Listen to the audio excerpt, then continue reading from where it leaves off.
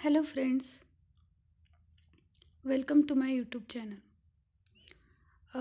आज काही आपण न्यूमरिकल कन्सेप्ट बघणार आहे, जे की मोस्ट ऑफ एक्झामला विचारतात.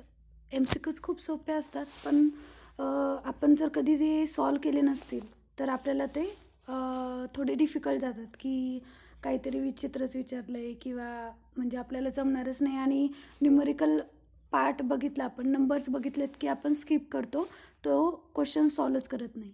ठीक आहे. सो आपण असेच काही क्वेश्चन बघणार आहे. आणि काही कमेंट केलं होतं काही काहींनी, तर त्यांचे पण काही इश्यूज होते, त्या रिलेटेडच आपण हे MCQs घेतो आहे. आणि जर तुम्ही चॅनलला नवीन असाल आणि चॅनलला सबस्क्राईब केलं नसेल तर लवकरात लवकर सबस्क्राईब करून घ्या, जेणेकरून जे पण मी अपकमिंग व्हिडिओज टाकते की ते तुमच्यापर्यंत लवकर पोहोचतील. कारण की मी असेच क्वेश्चन, असेच MCQs तुमच्यासाठी घेऊन येत असते, की जे आपण एक्झाम होणार आहे, PWD झालं, WCD झालं किंवा WRD झालं, तर त्या एक्झाममध्ये खूप युजफुल असणार आहे. किंवा एखादी ॲडव्हर्टाईजमेंट आली न्यू, आता करंटली WCDची आली आहे, तर तुम्ही जर तुमच्यापर्यंत तो व्हिडिओ खूप लेट पोहोचला तर असं नको व्हायला की फॉर्मची डेट निघून गेली आणि तुम्ही फॉर्म फिलअप केला नाही. ती संधी तुमच्याकडून हुकली नाही गेली पाहिजे. ती इन्फॉर्मेशन तुमच्यापर्यंत लवकरात लवकर पोचली पाहिजे. त्यासाठी म्हणते की तुम्ही चॅनलला सबस्क्राईब करा, बेल आयकॉनला प्रेस करून ठेवा, म्हणजे कुठले पण मी व्हिडिओज टाकले तुमच्यासाठी तर ते तुमच्यापर्यंत लवकर पोचावे आणि तुम्ही त्याचा फायदा घेऊ शकाल एक्झाममध्ये. ठीक आहे. आणि तो गव्हर्मेंट जॉबची संधी तुमच्यासाठी, ती तुमच्यासाठी लवकर भेटावी किंवा अवेलेबल व्हावी. ठीक आहे. व्हिडिओ आवडत असेल तर कमेंटमध्ये पण सांगा की व्हिडिओ आवडतो आहे, अशाच प्रकारे मी व्हिडिओ बनवत राहू. ठीक आहे. तर आपण आजचं सेशन स्टार्ट करूया. आणि जर आपलं टेलिग्राम चॅनल पण आहे, जर त्या चॅनलला पण तुम्ही जॉईन झाले नसाल तर तिकडे पण जॉईन व्हा. काही क्वेरीज तुमचे असतील तर तिथे पण तुम्ही डिस्कस करू शकता. मी तिथे तुम्हाला आन्सर देण्याचा ट्राय करेल. डिस्क्रिप्शनमध्ये मी लिंक दिलेली आहे आपल्या टेलिग्राम चॅनलची, तिथे पण तुम्ही जॉईन होऊ शकता. आता आपण सेशन स्टार्ट करू. आणि कंप्लीट सेशन बघा, शेवटपर्यंत बघा व्हिडिओ, म्हणजे तुम्हाला समजेल की जरी येत असेल तरी पण काही डाऊट असे असतील की आपल्या कन्व्हर्सेशनमधून मी जे तुम्हाला सांगते त्याच्यामधून तुमचे क्लिअर होतील आणि त्याच्याकडे तुम्ही चांगल्या पद्धतीने लक्ष देशाल. ठीक आहे. फर्स्ट क्वेश्चन बघू. If fore bearing of a line is N30 degree east. आता N अँड ईस्ट जे खूपच न्यू आहे, बेसिक आहे, ज्यांना माहिती नाही आहे त्यांच्यासाठी मी सांगते. नॉर्थ 30 डिग्री ईस्ट असं त्यांनी फोर बेरिंग दिली आहे. आणि the back bearing of the line is, तर बॅक बेरिंग काढायला लावली आहे. ठीक आहे. आता ही कशाला दिली आहे, म्हणजे ही जी बेरिंग दिली ती कुठली बेरिंग दिली आहे, दोन टाईपचे बेरिंग असतात, होल सर्कल बेरिंग आणि रिड्यूस बेरिंग. तर होल सर्कल बेरिंगमध्ये नॉर्थ ईस्ट असं काही मेन्शन असतं, फक्त 30 डिग्री असं मेन्शन असतं. आता नॉर्थ ईस्ट मेन्शन आहे म्हणजे ही रिड्यूस बेरिंग आहे. ठीक आहे. आता त्यांनी फोर बेरिंग दिली, आपल्याला काढायला लावली बॅक बेरिंग. ठीक आहे.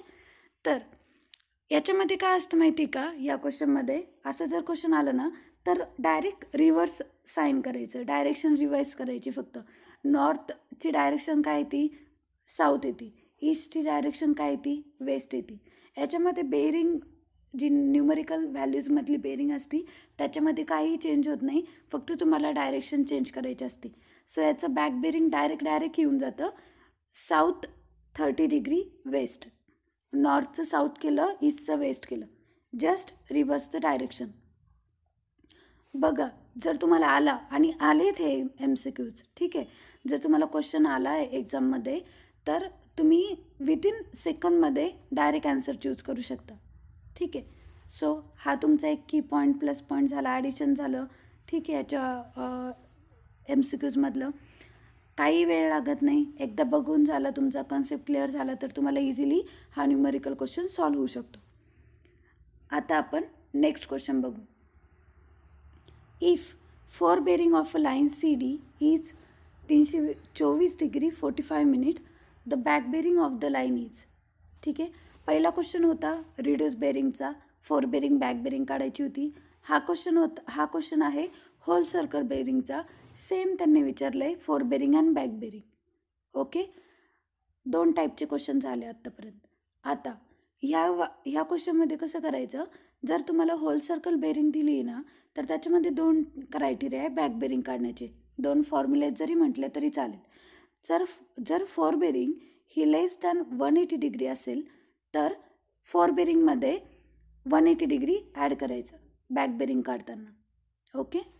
आणि जर फोर बेरिंग ही ग्रेटर दॅन 180 डिग्री असेल ना, तर त्याच्यामधून सबस्ट्रॅक्ट करायचं फोर बेरिंगमधून बॅक बेरिंग काढताना.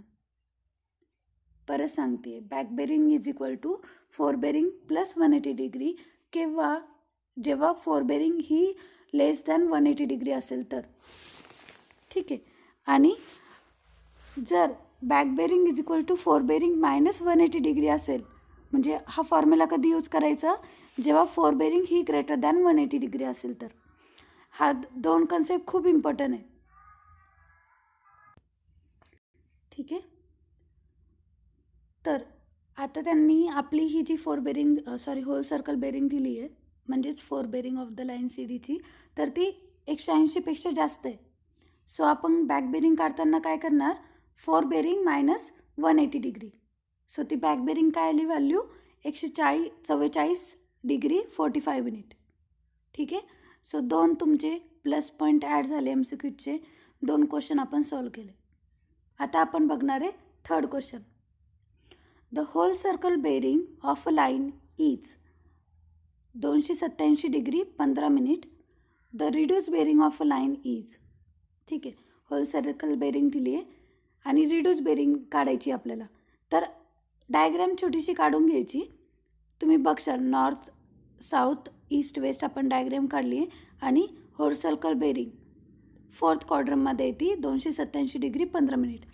जर रिड्यूस बेरिंग काढायची असेल ना, तर काय करायचं, किती रिमेनिंग राहत आहे, म्हणजे आता होल सर्कल बेरिंग कोणाच्या जवळ येतं, 360 डिग्रीच्या जवळ येतं.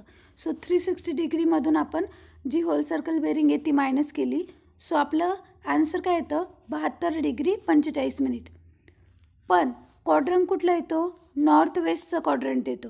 सो रिड्यूस बेरिंग म्हटल्यावरती काय येतं, ईस्ट वेस्ट किंवा नॉर्थ वेस्ट. आपलं डायरेक्शन आपण मेन्शन करतो रिड्यूस बेरिंगसाठी. सो इथं पण मेन्शन करताना काय करायचं, क्वाड्रंट बघायचं कोणत्या क्वाड्रंटमध्ये येतं आणि त्याच्यानुसार आपण तो क्वाड्रंट तिथं मेन्शन करायचं, म्हणजे डायरेक्शन मेन्शन करायची नॉर्थ वेस्ट. हेच जर तुमची होल सर्कल बेरिंग ही 187 डिग्री, अज्यूम करू आपण 187 डिग्री आहे, तर ती कोणत्या क्वाड्रंटमध्ये येणार, थर्ड क्वाड्रंटमध्ये येणार. बरोबर. आणि डायरेक्शन जर क्वाड्रंट आपण कॅल्क्युलेशन करून ओव्हरऑल रिड्यूस बेरिंग काढली आपण आणि आपल्याला डायरेक्शन द्यायची, तर डायरेक्शन देताना तुम्ही कोणता क्वाड्रंट घेणार, साऊथ वेस्ट क्वाड्रंट घेणार, कारण की ते त्याच्या जवळ आहे. ठीक आहे. 7 डिग्री अप्रॉक्सिमेट आपलं आन्सर येईल.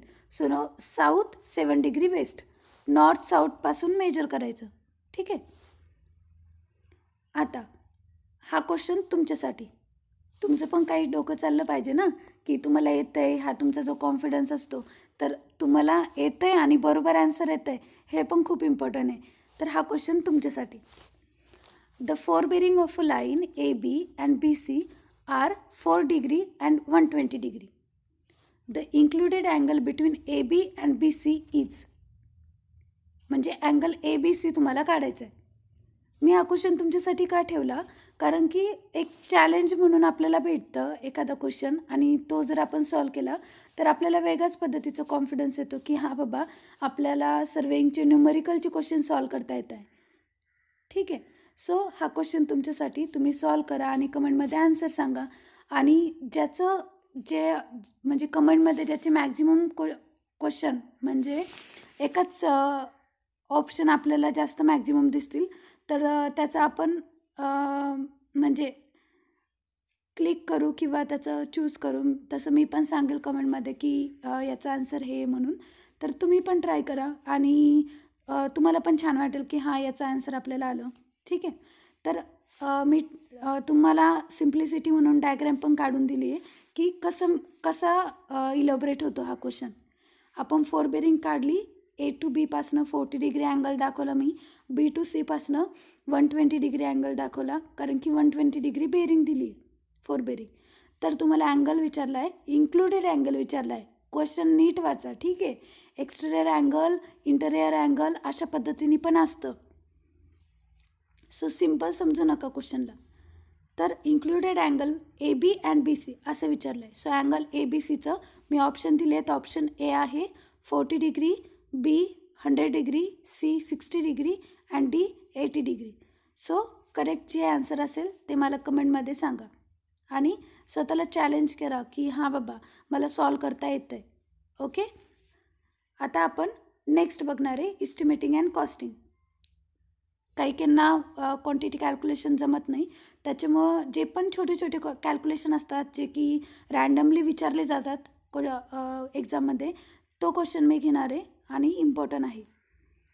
तर for 1 metre cube concrete 1:2:4 amount of cement, sand and aggregate.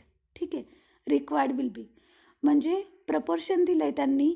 1 metre क्यूबचा volume आहे कॉन्क्रीटचा आणि आपल्याला काढायचं आहे सिमेंट, सँड आणि ॲग्रिगेट. ठीक आहे.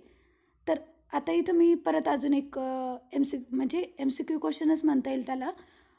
1:2:4 हे कशाचं प्रपोर्शन आहे क्वेश्चन होऊ शकतो, बरोबर. त्याच्यामुळे तुम्ही ते लक्षात ठेवा. तुम्ही पण सांगू शकता बाकीचे प्रपोर्शन. M10चं प्रपोर्शन काय येऊ शकतं, M20चं प्रपोर्शन काय आहे, ज्याला माहिती आहे त्यांनी कमेंटमध्ये सांगा. ठीक आहे.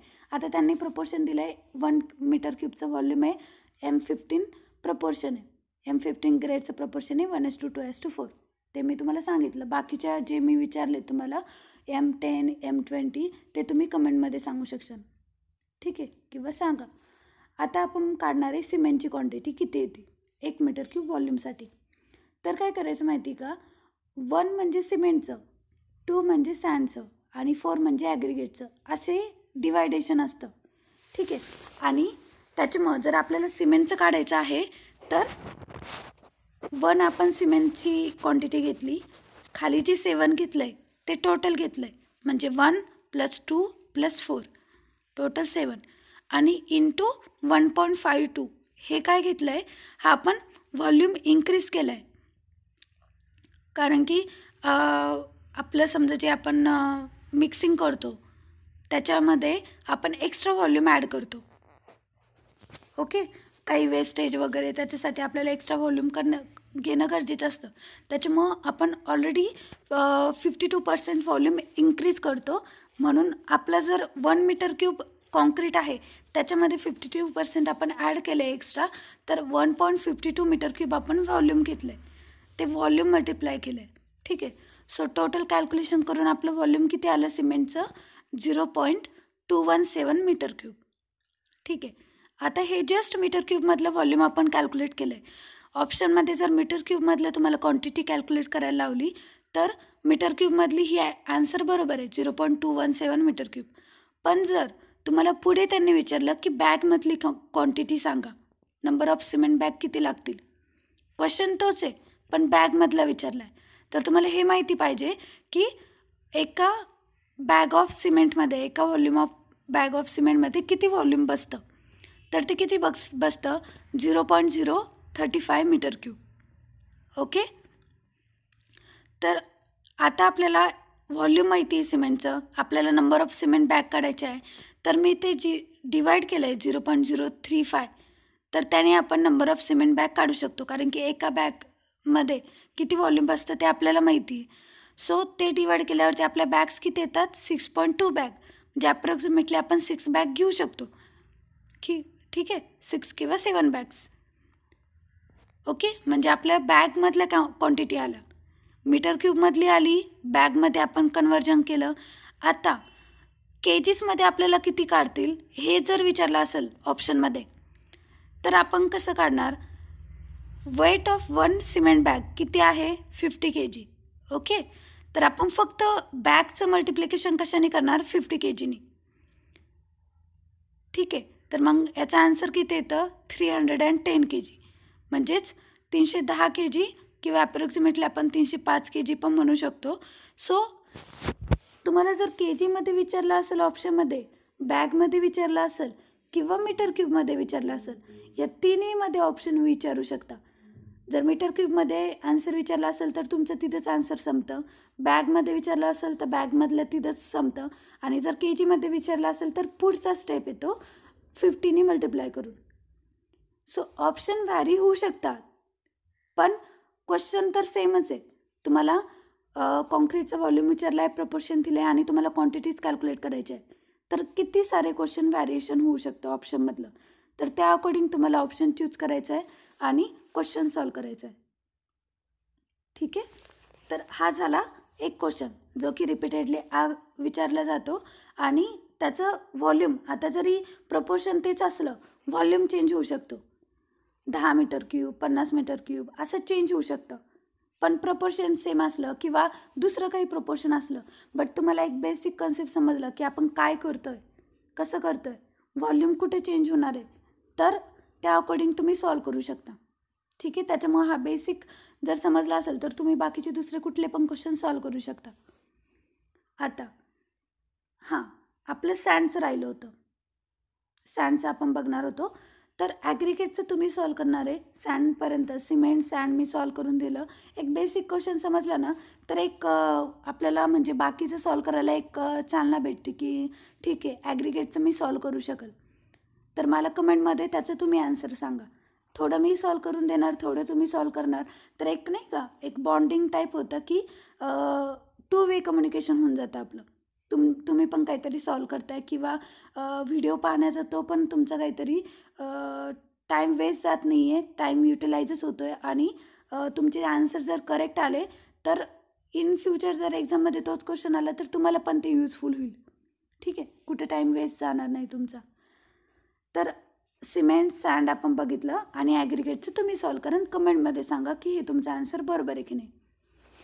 तर आपण सँडचं बघणार आहे. सँडसाठी काय काय सांगितलं मी तुम्हाला, प्रपोर्शन दिलं आहे 1:2:4. तर 2 हे कशासाठी आहे, सँडसाठी आहे. तर काय करायचं, वरती न्यूमरेटरला आपण 2 घेतलं सँडसाठीचं, खाली घेतलं 7. खालची व्हॅल्यू कॉन्स्टंट राहणार प्रपोर्शनची, टोटल प्रपोर्शनचं ॲडिशन करणार आणि जे व्हॉल्यूम आहे ज्याने आपण मल्टिप्लाय करतो ते व्हॉल्यूम पण कॉन्स्टंटच राहील कारण की टोटल आहे ना ते व्हॉल्यूम. ठीक आहे. तर मग ते ओव्हरऑल कॅल्क्युलेशन काय येणार 0.42 मीटर क्यूब. आता परत मी सांगितलं तुम्हाला ऑप्शनमध्ये जे असेल त्या अकॉर्डिंग तुम्हाला कॅल्क्युलेशन करायचे आणि तिथं स्टॉप व्हायचे. जर मीटर क्यूबमधलं तुम्हाला व्हॅल्यू विचारली असेल तर इथंच तुमचा आन्सर होईल, स्टॉप होईल तुमचं 0.42 मीटर क्यूब. पण जर तुम्हाला ब्रासमधली सँडची क्वांटिटी विचारली तर तुमचं कॅल्क्युलेशन परत पुढे जाणार आणि तुम्हाला 0.354 मीटर क्यूबनी ब्रासनी तुम्हाला मल्टिप्लाय करायचे. मग ती व्हॅल्यू काय येते 0.148 ब्रास. आता 0.354 का बरं आपण मल्टिप्लाय केलं, कारण की एका मीटर क्यूबची जी क्वांटिटी आहे सँडची त्याचं कन्व्हर्जन ब्रासमध्ये करण्यासाठी आपल्याला 0.354 ब्रास होतं. म्हणजे 1 metre cube sand is equal to 0.354 brass. Okay. तर त्याच्यामुळे आपण तिथं मल्टिप्लाय केलं. हे कन्व्हर्जन आहे मीटर क्यूबचं ब्रासमध्ये कन्वर्ट करण्यासाठी. जसं वरचं कन्व्हर्जन होतं ना 1 bag of cement is equal to 0.035 metre cube. बरोबर. हे जे कन्व्हर्जन माहिती असले ना तुम्हाला इस्टिमेटिंगमधले, तर तुम्ही कुठले पण कॅल्क्युलेशन कन्वर्ट करू शकतात. मीटर क्यूबमधलं बॅगमधलं केजीसमध्ये किंवा मीटर क्यूबचं ब्रासमध्ये. सो हे कन्व्हर्जन खूप इम्पॉर्टंट आहे जेव्हा ऑप्शन व्हॅरी होतात. ओके. तर कन्व्हर्जन लक्षात ठेवा, नोट डाऊन करून ठेवा. आणि जे पण आपण MCQ सिरीज स्टार्ट केली आहे किंवा आता जे पण कॅल्क्युलेशन पार्ट मी तुम्हाला छोटं सांगते किंवा कुठल्या पण MCQ सिरीजमधले जे पण मी अदर पार्ट सांगते तुम्हाला, की पॉईंट सांगते, तर ते की पॉईंट तुमच्या नोटबुकमध्ये नोट डाऊन करून घ्या. म्हणजे काय होईल, जेव्हा तुमची काही एक्झाम येईल आणि तुम्हाला रिवाईज करायचं आहे तर तुम्ही एक व्हिडिओ न बघता ऑलरेडी बघितला असेल तर ती नोटबुक तुम्ही डायरेक्टली रिवाईज करू शकता शॉर्ट की म्हणून. ठीक आहे, शॉर्ट नोट्स म्हणून. आता ॲग्रिगेटचं तुम्ही सॉल्व करशाल आणि कमेंटमध्ये सांगशाल की काय आन्सर येतं. ठीक आहे. आता नेक्स्ट क्वेश्चन आपण बघणार आहे इस्टिमेटिंगमधलाच. The number of brick required per metre cube of brick masonry is. कोणाकोणाला हा क्वेश्चन माहिती असणार आहे, पण तरी काही काही असे पण पर्सन असतात की बेसिक असून तरी पण काही काहींना माहिती नसतं, तर त्यांच्यासाठी हा क्वेश्चन आहे. Actual size of brick 19 by 9 centimetre. हे माहिती तुम्हाला, ज्यांना कोणाला माहिती नसेल त्यांनी नोट डाऊन करून घ्या, ठीक आहे. आणि nominal size of modular brick that is 20 by 10 centimetre. म्हणजे 1 सेंटीमीटर आपण ॲड केलं, कारण की आपण मोर्टार लावतो ना, सो त्याची साईज इन्क्रीज होते. So 20 by 10 centimetre he size increase झाली त्याची. ब्रिक मेजनरी करताना आपण व्हॉल्यूम इन्क्रीज होतो, त्याच्यामुळे ब्रिकची साईज इन्क्रीज झाली. आणि नंबर ऑफ ब्रिक काढताना आपण काय करणार, आपल्याला व्हॉल्यूम कितीचा दिला आहे पर मीटर क्यूब, म्हणजे 1 मीटर क्यूबचा, आणि डिवाइड बाय आपण काय केलं, एका ब्रिकची साईज ॲड केली, म्हणजे डिवाइड केली. ती ब्रिकची साईज आपण घेतली खाली डिनॉमिनेटरला. ओके, पण ती कशामध्ये घेतली, मीटरमधली घेतली आपण साईज, 0.2 by 0.1 by 0.1. ठीक आहे. तर आपलं किती नंबर ऑफ ब्रिक्स आल्या, 1 मीटर क्यूबमध्ये 500 नंबर ऑफ ब्रिक्स आल्या. ठीक आहे. तर याच्यामध्ये 2 क्वेश्चन होऊ शकतात. आता एक तर थेरीचा क्वेश्चन झाला की ॲक्च्युअल साईज ऑफ ब्रिक्स किती येतात, 19 by 9 सेंटीमीटर. हा क्वेश्चन विचारला आहे खूपदा. व्हॅरिएशन होतं ब्रिकच्या साईजमध्ये, ते विचारतात ऑप्शनमध्ये, नाहीतर मॉड्युलर साईजचं ब्रिकच्या साईजचं विचारतात. ठीक आहे. हे 2 क्वेश्चन झाले वेगवेगळे थेरीमधले. आणि हा एक क्वेश्चन झाला न्यूमरिकल बेस्ड, की तुम्हाला व्हॉल्यूम दिला आहे ब्रिक मेजनरीचा आणि तुम्हाला नंबर ऑफ ब्रिक्स काढायचे आहेत, 500 नंबर ऑफ ब्रिक्स 1 मीटर क्यूबमध्ये. आता तुम्ही व्हॉल्यूम चेंज करून पण सांगू शकता, 20 मीटर क्यूबमध्ये किती नंबर ऑफ ब्रिक्स येतात, 50 मीटर क्यूबमध्ये किती नंबर ऑफ ब्रिक येतात, हे तुम्ही याच्यावरून काढू शकतात. कारण की एका साईजची ब्रिक आहे, जी ब्रिकची साईज आहे ती तर कॉन्स्टंटच राहील ना, ती व्हॅरी नाही होणार. व्हॅरी काय होईल, फक्त व्हॉल्यूम होईल. तर त्याच्यावरून पण तुम्ही कॅल्क्युलेशन करू शकतात. म्हणजे एक क्वेश्चन झाला आपला सॉल्व करून, तर त्याच्यावरून तुम्ही बाकीचे पण क्वेश्चन सॉल्व करू शकतात जर व्हॅरिएशन आलं तर. त्याच्यासाठी पहिला क्वेश्चन समजून घेणं, बेसिक समजून घेणं खूप इम्पॉर्टंट आहे. तर तो आपण घेतला आहे. ओके. आता next question, find out plinth area. Basic question आहे, पण ज्याला प्लिंथ एरिया कसा काढायचा किंवा प्लिंथ एरियाचा कन्सेप्ट काय तोच जर माहिती नसेल तर तो हा क्वेश्चन सॉल्व करणार नाही.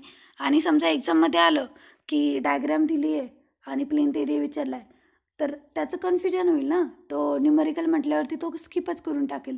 बट हातचे मार्क आपल्या का जाऊन द्यायचे आपण, जर इझी क्वेश्चन असेल आणि आपण एकदा बघून घेतला असेल व्हिडिओ, तर म्हणजे आपले जाणार नाही ते मार्क्स.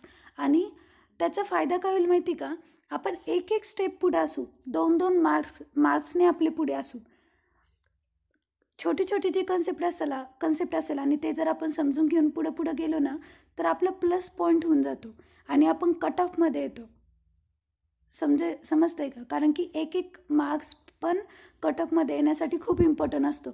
सो कुठलाही व्हिडिओ तुमचा स्टडी रिलेटेड, माझ्याच चॅनलचं काय, कोणत्याही चॅनलचं जर तुम्ही खूप जेन्युइनली जर स्टडी करताय ना कुठल्या एक्झामसाठी, मेहनत खूप इम्पॉर्टंट आहे. आणि जर तुम्ही स्टडीला, कन्सेप्टला, एखाद्या छोट्या पॉईंटला जर किंमत देत असाल ना, की आपला हा व्हिडिओ आहे, ह्या चॅनलचा हा व्हिडिओ आहे आणि यांनी काहीतरी मोटिवेशनल सांगितलं आहे किंवा कन्सेप्ट सांगितलं आहे, भले तो तुमचा सॉल्व करून झाला असू किंवा कन्सेप्ट तुमचं ऑलरेडी स्टडी करून झालं असू, बट एक जो एक्सपिरियन्स पर्सन असेल तो सांगतो आहे आपल्याला काहीतरी मुद्दा, त्याच्या रिलेटेड जो कन्सेप्ट असतो ना, तो ऐकून घेणं खूप इम्पॉर्टंट असतं. जो एक्झामचा स्टडी करतो, जो गव्हर्मेंट एक्झामचा स्टडी करतो, शेवटपर्यंत एक्झाम होईपर्यंत, सिलेक्शन होईपर्यंत एखाद्याचं ऐकणं आणि ते पेशन्स ठेवणं, त्या पद्धतीने परत रिस्पेक्ट करणं त्या बोलण्याचा आणि स्टडी करणं त्या पद्धतीने, ते खूप इम्पॉर्टंट असतं एका ॲस्पिरंटसाठी. सो ह्या छोट्या गोष्टी खूप मायने करतात कुठल्या पण स्टुडंटला. सो याची काळजी घ्या. आणि प्रत्येक MCQs, प्रत्येक छोटा जरी वाटतो तुम्हाला की हां बाबा हे सॉल्वच होऊन जाईल, याचं काही गरजेचं नाही आहे, मी का बघू हा व्हिडिओ, नाही का, असं काही कधी वाटत असेल ना तुम्हाला, तर तसं वाटून नका देऊ. कारण की काय होतं, रिवाईज जर तुम्ही केलं नाही, कुठला कन्सेप्ट जरी आपण खूप आधी बघितला असेल आणि नंतर बघितला नाही, तरी एक्झाममध्ये तुम्ही तो मिस्टेक होऊ शकते तुमच्याकडून. ती मिस्टेक होऊ नये तरी रिवाईज जोपर्यंत आपल्या हातात पोस्ट येत नाही तोपर्यंत खूपदा रिवाईज करावं लागतं. खूपदा रिव्हिजन खूप गरजेचे असते एक्झामसाठी. सो जरी तुम्हाला वाटतं आहे की मला माहिती आहे ब्रिक्स कसे काढतात, नंबर ऑफ ब्रिक्स वगैरे, मग मी का बघू, जाऊ द्या, आपण स्किप करू, पुढं जाऊ. मग त्याने काय होतं, आपण रिवाईज करत नाही, आपल्या डोक्यात ते परत सबकॉन्शियस माइंडला जात नाही आणि ऐन टायमाला आपण जेव्हा MCQज आपल्या एक्झाममध्ये येतात, आपण जेव्हा एक्झाम हॉलमध्ये जातो तेव्हा आपण मिस्टेक करतो, कारण की आपण रिवाईज केलं नसतं ते. सो ह्या गोष्टी ज्या आहेत ना, ज्या मी स्वतः फेस केलं आहे, त्या तुम्हाला सांगणं खूप इम्पॉर्टंट वाटतं मला, की तुम्ही त्या फेजमध्ये नको जायला, नाही का. तुमचे टाईम खूप इम्पॉर्टंट आहे तुमच्यासाठी, बाकीच्या गोष्टी खूप इम्पॉर्टंट आहे. तर ह्या खूप असं वाटतं की यार आपल्या ज्या मिस्टेक झाल्या आहे, आपल्यासोबत जे झालं आहे, आपला जो टाईम केला आहे तो यांना नको जायला. आणि प्रत्येकाची एक्झाम, समजा तुम्ही ह्यावर्षी जर स्टार्ट केलं आहे स्टडी करायला आणि तुम्हाला कुठली जर एक्झाम काढायची आहे, तर तुमची ती फर्स्ट अटेम्प्टमध्येच निघाली पाहिजे, असा माझा प्रयत्न आहे. ठीक आहे. तर त्या फर्स्ट अटेम्प्टमध्ये निघण्यासाठी ज्या ह्या सिले मिस्टेक आहेत, ज्या काही पॉईंट आहेत, ते मी तुम्हाला प्रत्येक व्हिडिओला सांगायचं ट्राय करेल आणि त्याचा तुम्ही फायदा घेतला तर ते महत्त्व आहे. कारण की मी सांगेल आणि तुम्ही जर फायदा घेतलाच नाही तर युजफुल नाही आहे ना. ज्यांना घ्यायचा आहे ते फायदा घेतीलच. तर आपण हा एक लास्टचा क्वेश्चन बघू. Find out plinth area. तर प्लेन्थ एरियामध्ये कसं असतं माहिती का, डायग्रॅम, क्वेश्चनमधला डायग्रॅम काय माहिती का, त्यांनी 0.3 मीटर वॉलची विड्थ आहे आणि सेंटर टू सेंटर डायमेन्शन दिलं आहे, जे ब्लॅकमध्ये मी दिलं आहे ना, 14.7 मीटर आणि 14.7 मीटर. तर ही व्हॅल्यू फक्त दिली आहे. बाकीचे ब्ल्यू पेननी कॅल्क्युलेट केले ते मी कॅल्क्युलेट केलं आहे. ठीक आहे. क्वेश्चन फक्त एवढंच आहे, 0.3 मीटर विड्थ दिली आहे वॉलची आणि 14.7 metre centre to centre width दिली आहे.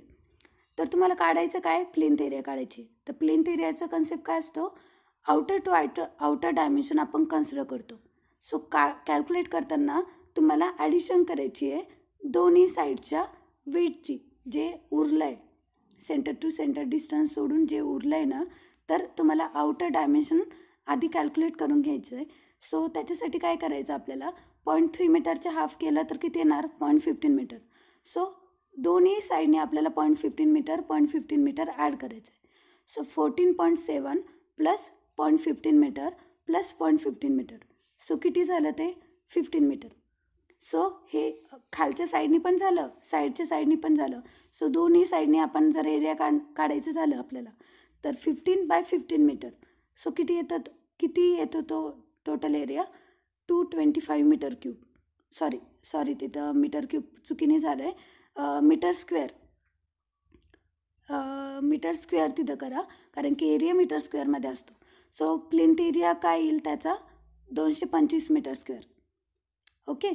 सो असा पण क्वेश्चन आला आहे, साधं तुम्हाला प्लेन्थ एरिया विचारणार, तो डायग्राम देणार, तो कॅल्क्युलेट करायला विचारणार, किंवा कार्पेट एरिया विचारणार तुम्हाला. सेमच डायग्राम दिली आहे आणि कार्पेट एरिया विचारला आहे, कार्पेट एरिया कॅल्क्युलेट करा. किंवा प्लेन्थ एरियाची डेफिनेशन विचारणार, प्लेन्थ एरियाची डेफिनेशन काय आहे, कार्पेट एरियाची डेफिनेशन काय आहे, असं सिम्पल विचारणार. किंवा अजून एक क्वेश्चन येईल याच्यावरती, की फॅक्टर ऑफ सेफ्टी आहे, तर याचं फॅक्टर ऑफ सेफ्टी काय येईल, किंवा डेफिनेशन आहे ना, फॅक्टर ऑफ सेफ्टी म्हणजे काय, त्याची डेफिनेशन काय. बघा, एक क्वेश्चन होता त्याच्या रिलेटेड मग मी तुम्हाला 3-4 क्वेश्चन सांगितले.